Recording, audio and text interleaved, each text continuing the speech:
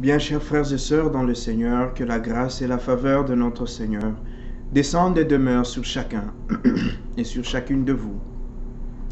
Certains de nos abonnés m'ont posé la question de savoir qu'est-ce que Saint Paul voulait dire ou qu'est-ce que la Bible voulait dire dans le passage d'Éphésiens 5, 22 et plus bas 24, 25 sur la soumission de la femme à son mari et sur l'amour du mari pour sa femme. Je voudrais rappeler que ce passage, ce qui est demandé dans ce passage, doit être bien compris. Avant le verset 22, le verset 21 rappelle que nous devons être soumis les uns aux autres dans la crainte de Christ. Voilà le point de départ. Il y a une soumission mutuelle dans le Seigneur. Dans le Seigneur, nous sommes amis. Dans le Seigneur, nous sommes égaux. Et dans le Seigneur, nous avons la même mission. Nous sommes tous sous la mission du Christ. Nous évoluons tous sous la mission du Christ. Voilà le point de départ. Voilà la base. Et lorsque la Bible demande aux femmes d'être soumises à leur mari, souvent nous nous arrêtons là-bas. Femmes, soyez soumises à vos maris. Nous oublions d'ajouter comme au Seigneur. La femme est soumise à son mari comme au Seigneur. Le Seigneur est le référent. Le Seigneur est l'étalon. Le Seigneur est la mesure de la soumission de cette femme à son mari. Se soumettre, c'est se mettre sous. La femme se met sous la protection. La femme se met sous l'attention. La femme se met sous la mission de son mari. Et avant cela, la femme se soumet à son mari comme elle se soumet au Christ. Quelle est la relation entre moi, femme, et le Christ? Parce que la mesure de ma relation avec le Christ sera alors la mesure de ma relation avec mon mari. C'est-à-dire, je dois d'abord être en relation avec le Christ pour être en relation avec cet homme-là. Et donc, si ma relation avec le Christ, c'est une relation qui est biaisée, alors ma relation avec mon mari sera une relation qui est biaisée. Parce que c'est le Christ qui me donne la mesure de cette relation. Et donc, un foyer dans lequel le Christ n'est pas le centre de la relation, cette relation est appelée à avoir des problèmes. Cette relation est appelée à bouger, à ne pas être équilibrée. Quand on demande aux femmes de se soumettre à leur mari, le mari comprenait que votre femme est soumise à vous comme au Christ. C'est d'abord au Christ qu'elle est soumise. Or, la soumission au Christ, c'est mettre sous la mission du Christ, c'est se mettre sous l'amour, sous la mission de l'amour. C'est se mettre sous la mission du dialogue. C'est se mettre sous la mission de l'écoute, de la compréhension. Parce que c'est cela la mission du Christ. Le Christ envoie chacune personne, le Christ envoie chaque personne pour aimer, pour écouter, pour dialoguer, pour comprendre, pour accueillir, pour pardonner. Voilà la mission.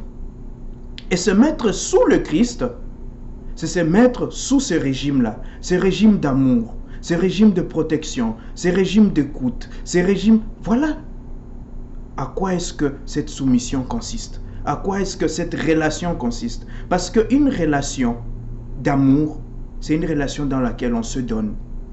Quelqu'un qui est amoureux, quelqu'un qui est amoureuse, c'est quelqu'un qui sait se donner. C'est quelqu'un qui sait se mettre à la disposition de l'autre. C'est quelqu'un qui sait se laisser entre les mains de l'autre. C'est quelqu'un qui sait faire confiance. La soumission au Christ, c'est une relation de confiance.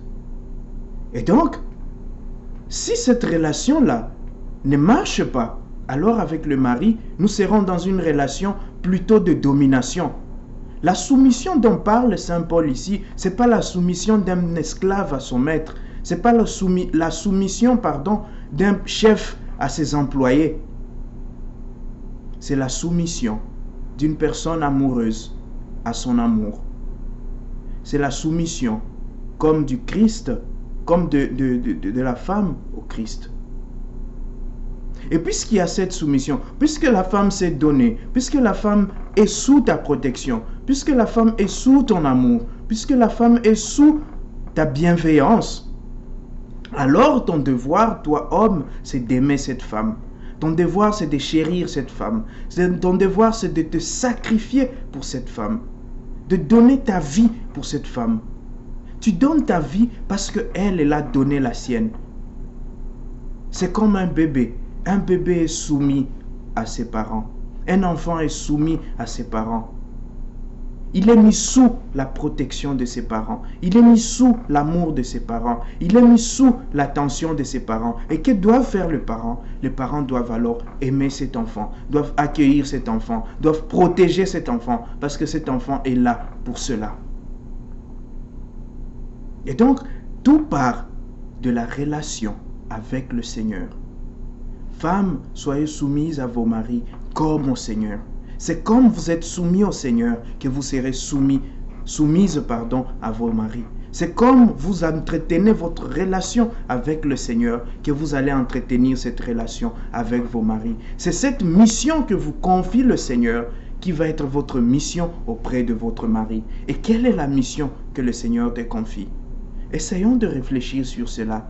Les femmes et les hommes, posons-nous la question, quelle est ma mission devant le Seigneur?